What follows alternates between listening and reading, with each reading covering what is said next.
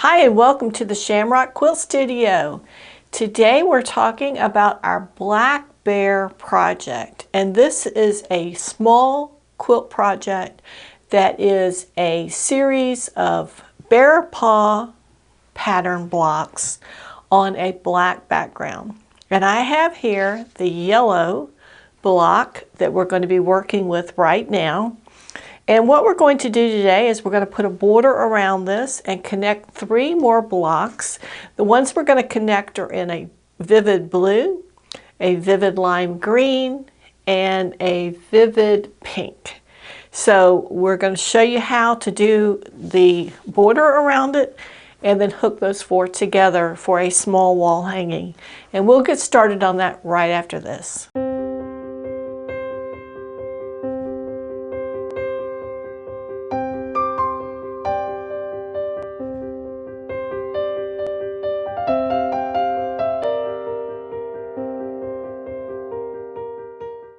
Well, hi and welcome back. Now we're going to take this block, which right now it's at 12.5 inches. So that means it'll finish up at 12 inches.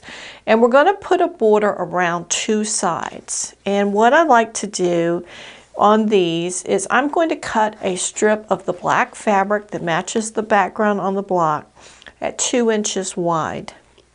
And I'm using 2 inches because these pieces here in the middle, they originally were cut at 2 inches, so the border when it's finished up will be the same width as that. So that will lend some continuity in this design.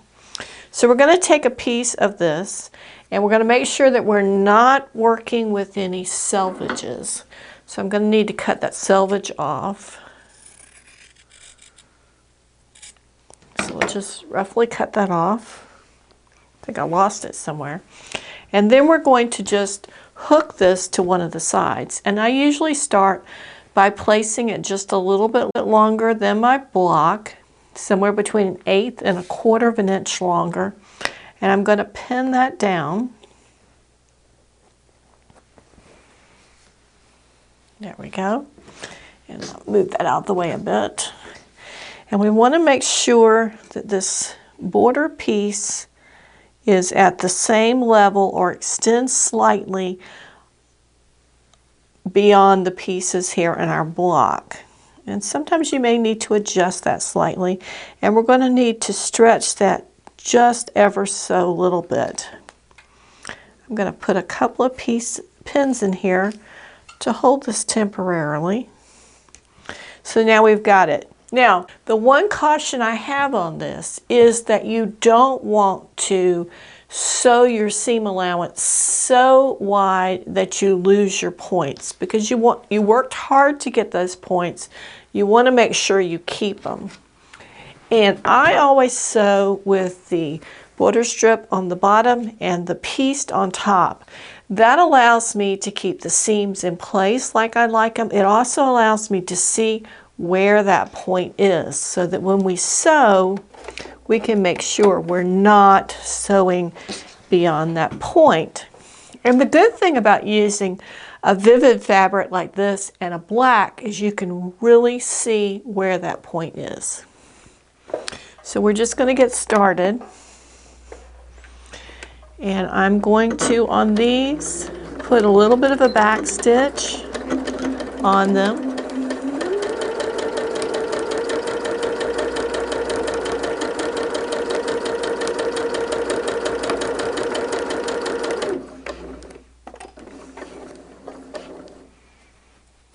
Just checking my alignment there.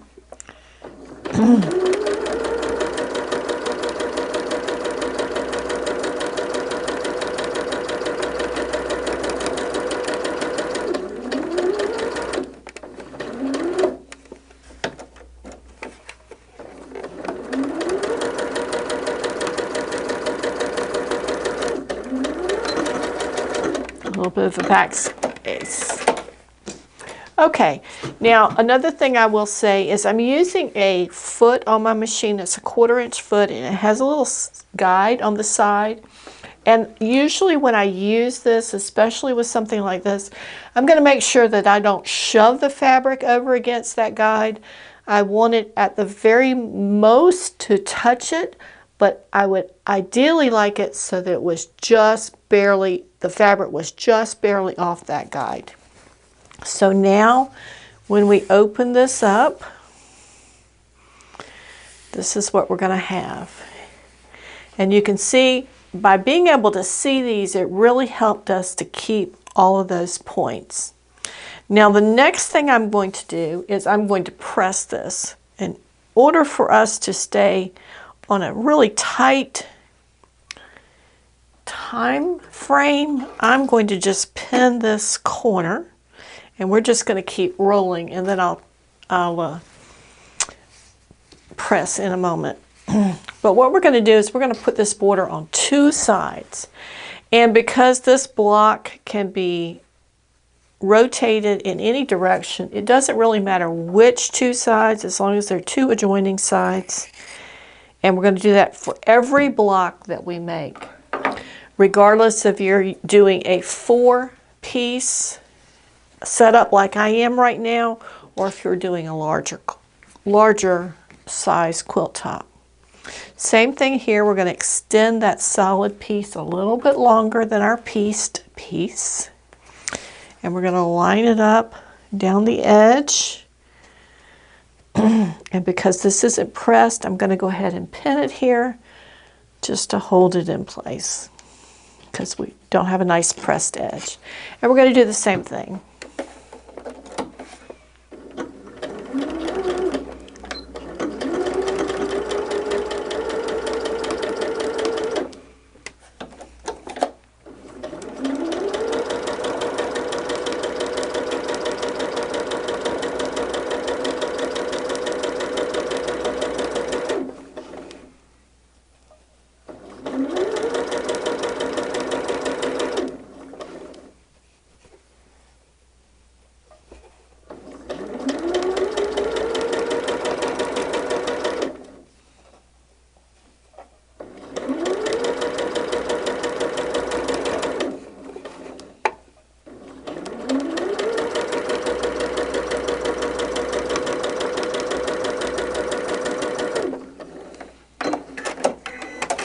Okay, we've got that second piece on.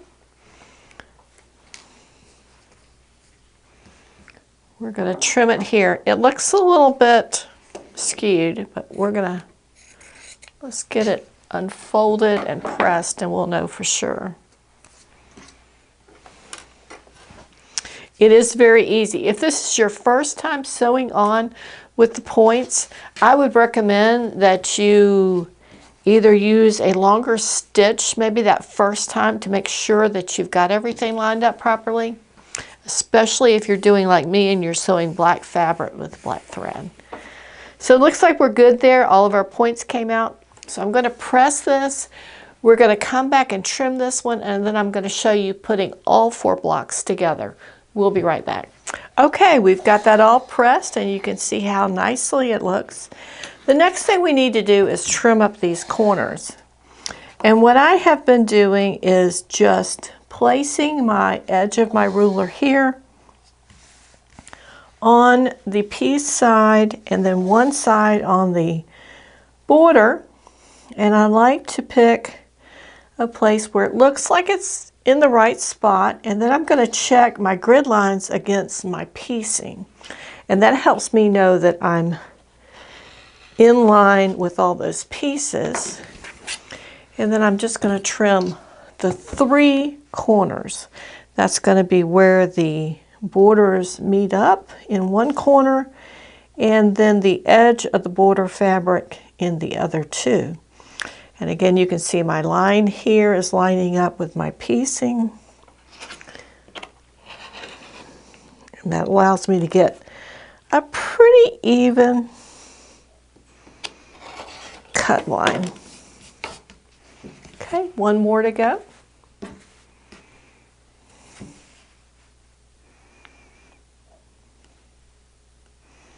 It doesn't need to be perfectly square, but it needs to be pretty close so you have a good end product.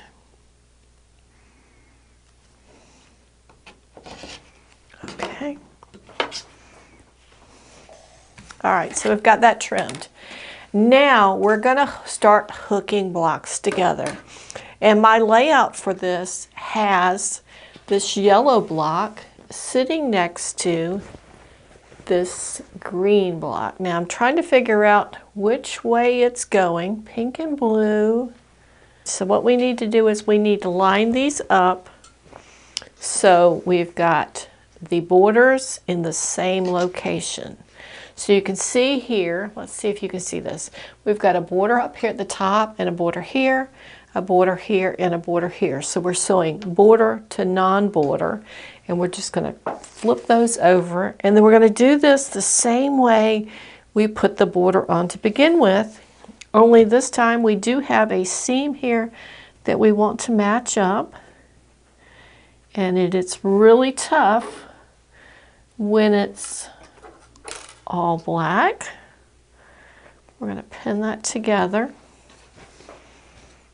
And then we're going to pin down here where they start together. And then along the way, we're just doing exactly what we did before. We want to make sure that that piece with the border underneath is at the same location as the piece part, and we're going to sew them together. So let's do that real quick.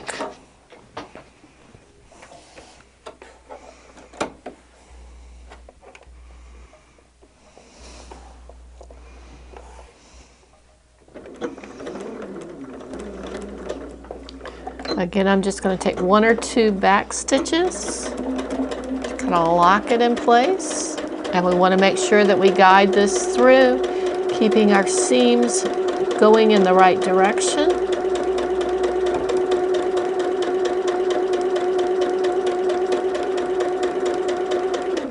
And we're careful not to have too deep of a seam so we don't lose our points.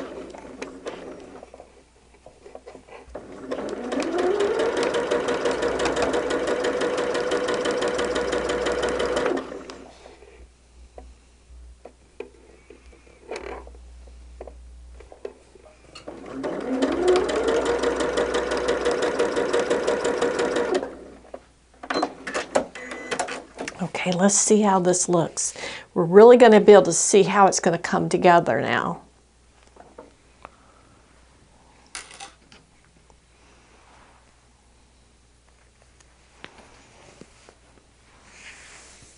That looks pretty good. Can you check that out in our overhead camera?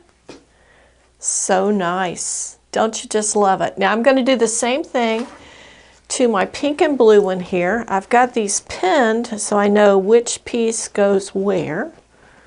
I'm so glad I thought about that before I moved them.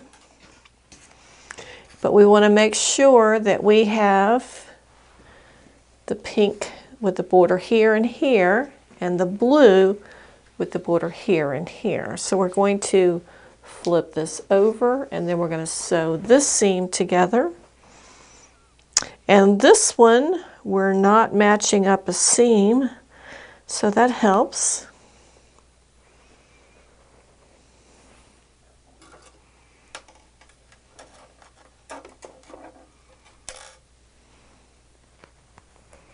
Okay, there's one, and we want to make this sure this one is together.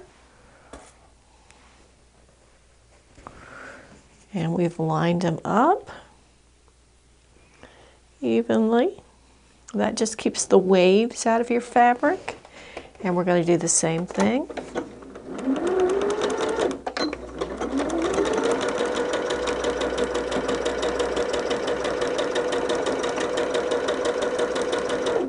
Now it looks like these points on this pink one are a little shallower, so we just might have to adjust our seam width just a little bit.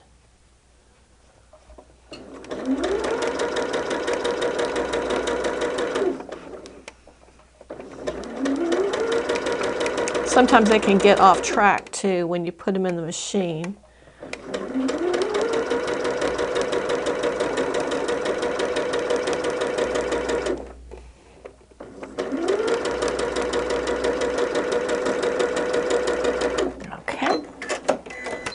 Let's check that out.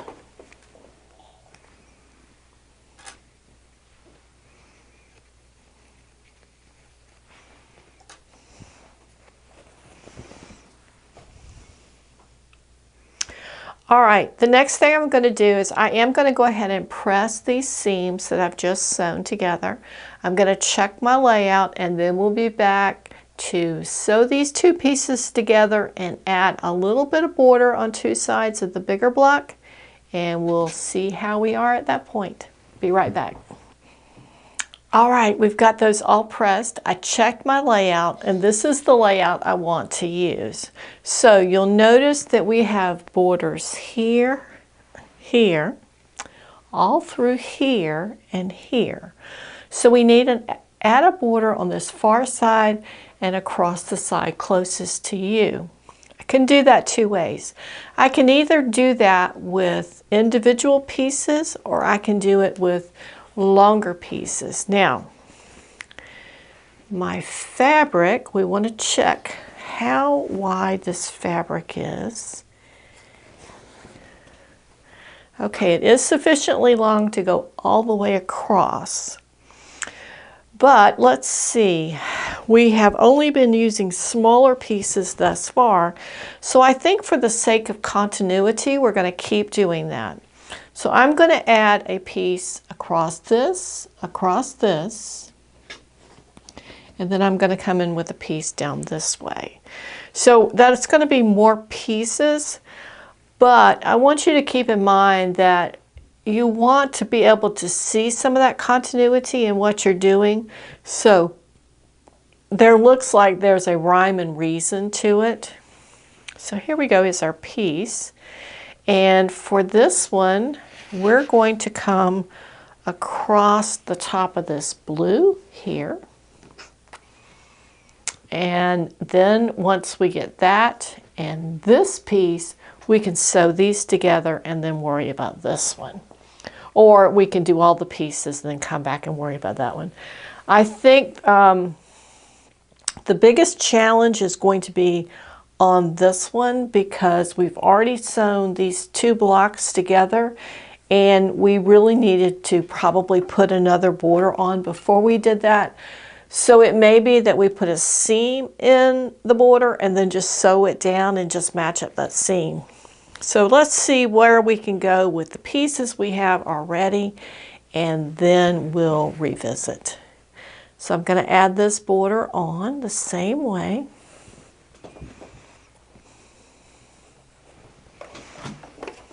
And once you do it once or twice, you're going to find that it's a pretty simple process, and you know what to watch out for and how to keep yourself on track. One thing is supporting your project. That keeps it from pulling.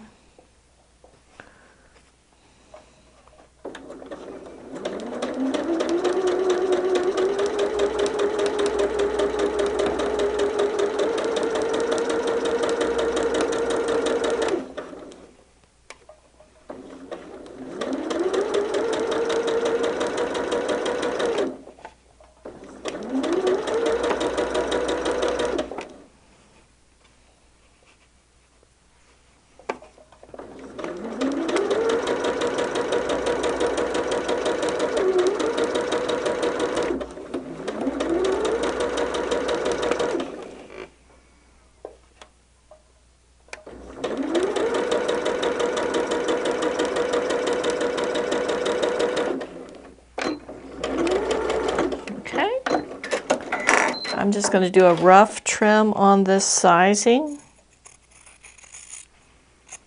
Okay, and then is this going to be enough? That's our next question. Where can we put it? Well, I think we can put that across here. So that's what we'll do first, and then we'll have a piece that comes all the way this way.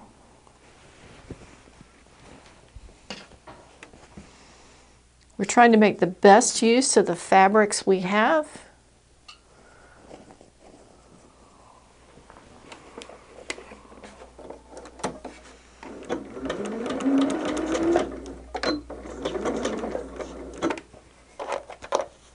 Now, I'm going to take that back out, and let me tell you why. Because what I just sewed there is actually in the selvage, and we don't want that. So the first thing I'm going to do is cut the selvage away, and then I'm going to have to rip out this seam.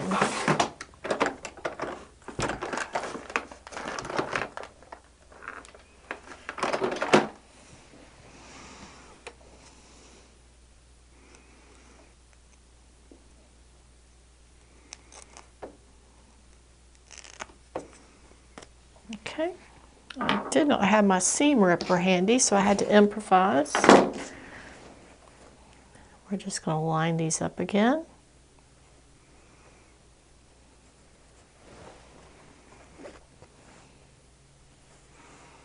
Ooh, that's going to be really close now. Really close. And I'll be honest with you, I don't want to have to rip this out.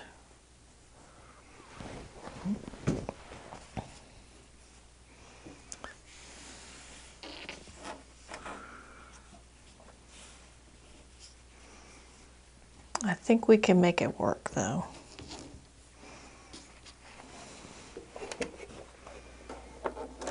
We're going to match it up end to end. I'm not going to backspace this time.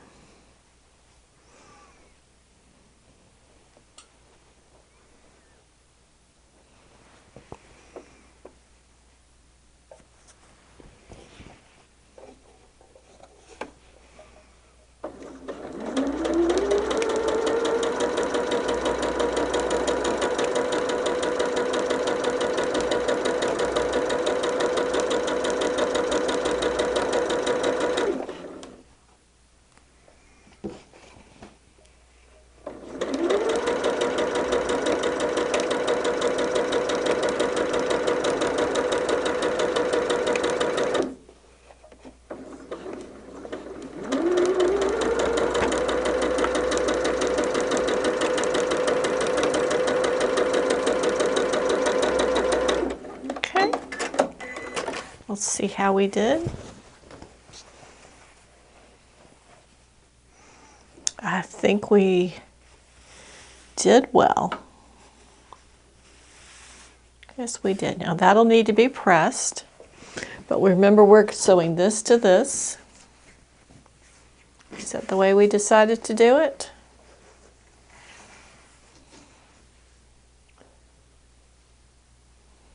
I think it is.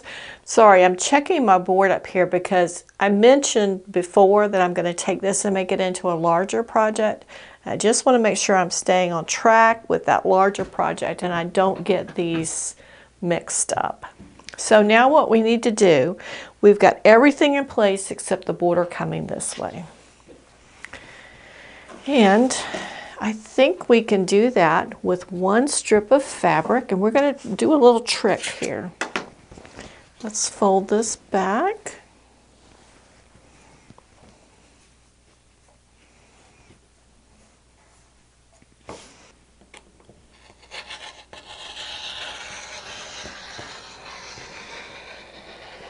And I can tell that that's a little rough. It won't be long before we don't need another blade. Now, what I'm going to do, let's get that out of the way, is this is the piece we need. And we want to make it at least appear that this is two pieces. So the way we're going to do that is we're going to put a seam in the middle. And that will give us that appearance. So what we're going to do, we're going to start by cutting off the selvage.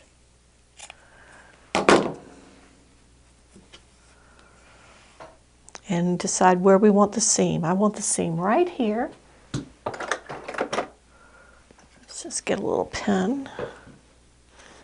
We're going to mark it right there. And then we're going to take this and we're going to run a seam this way. We've already got the right foot on there for 1/4 inch.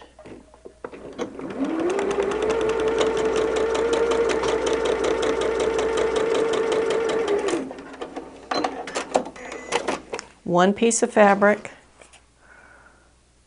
We're going to cut that if we can get the scissors in there. Yes, we can.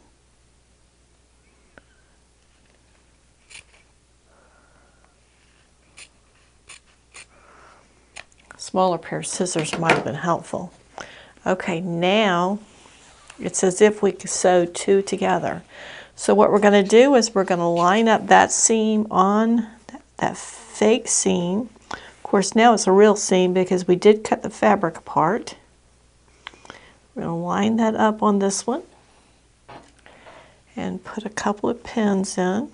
And we've got the fabric folded back, so we are going to pin on both sides. That'll keep that in place. And we want to, since we did not press this one yet,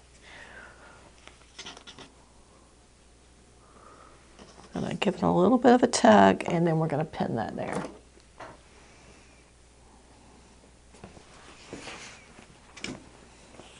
I've really enjoyed making this. I think I mentioned that on our last show.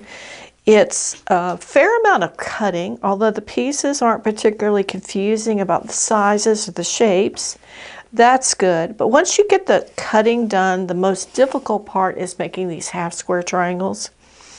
And then once those are done, everything else goes together so beautifully and really very quickly. I would say an hour and you can get a whole block done once the triangles are done.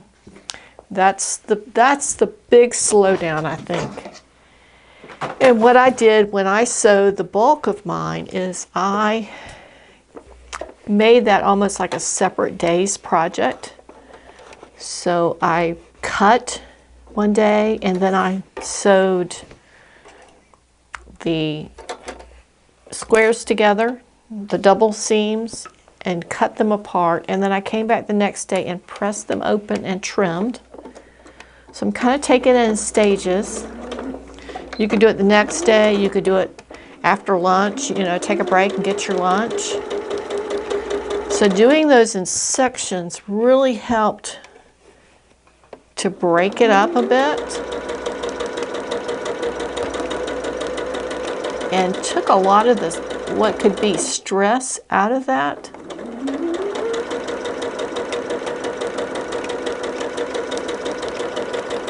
Made it very enjoyable. And I got to tell you, I really love these bright colors.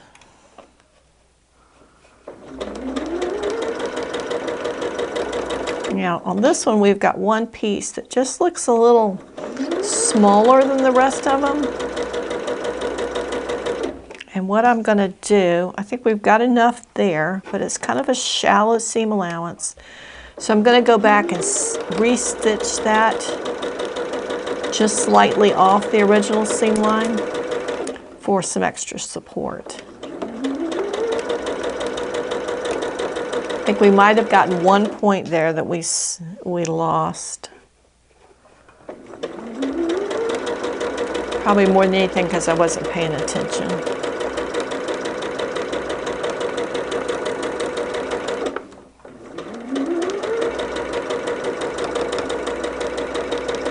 We're getting close to the end.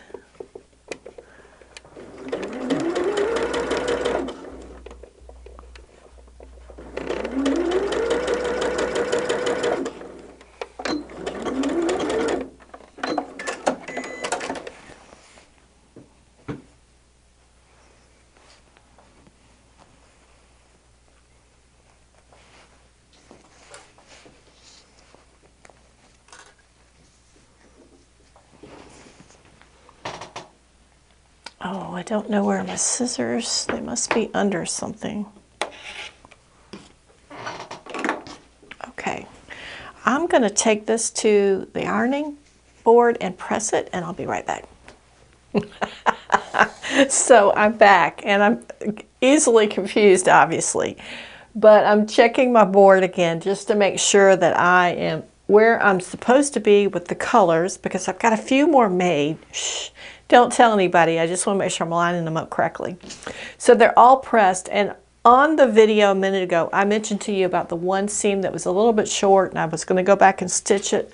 I did do that. I think that probably by the time this is finished, you won't see that because it'll be edited out. And I noticed my pressing is not really great right there. But it looks like we did lose the point of one little corner here, but really not too bad. And then once that's pressed appropriately, we'll get that one. So what we want to do right now is we want to stitch these two pieces together, and it's the same thing we've been doing. We're just going to flip this one on top and sew them together. I'm going to do that. I'm going to match up seams where there are some. In this case, it looks like there's going to be 2 seams to match up. So we will do that. And these seams, I thought they were going to nest, but they're not. I will say this, it's very hard to see. I think if I were not doing this on camera, I probably would pull this light around or have another light that would help me a bit, because the dark fabric, and it's a little later in the day than I normally film, so it's not quite as bright in here, and it does make it a little more difficult to see. So I'm just going to pin these, a couple of these little places in the middle. Since it's a longer stretch of sewing, I want to make sure we get it placed where we really want it.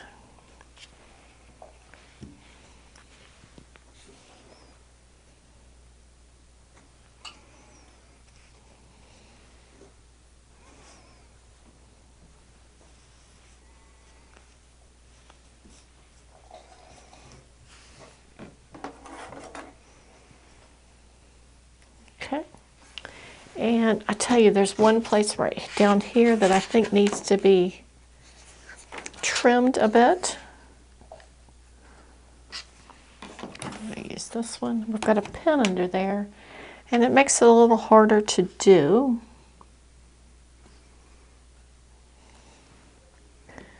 But it just looks like it's a little out of whack. And then beyond that, we should be good. Okay, I'm going to stitch that really quickly. I want to show you the finished product today so that we can kind of wrap up phase 1 of this project. I think that's what I'm going to start calling it, because you know this is going to reappear in a bit, and we're going to take it that next step.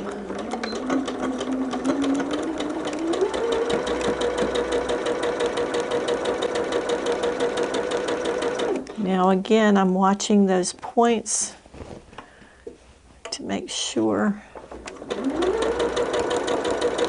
we're keeping those.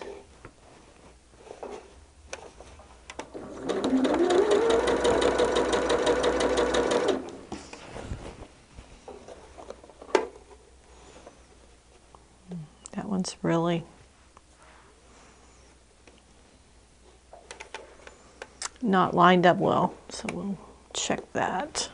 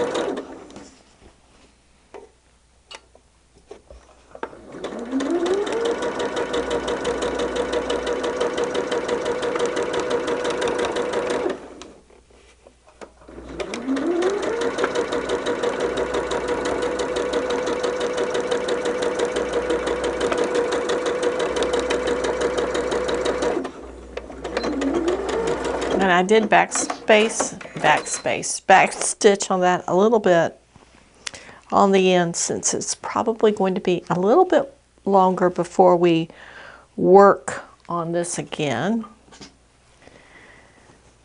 So Here we are. Isn't that just cute? Don't you just love that?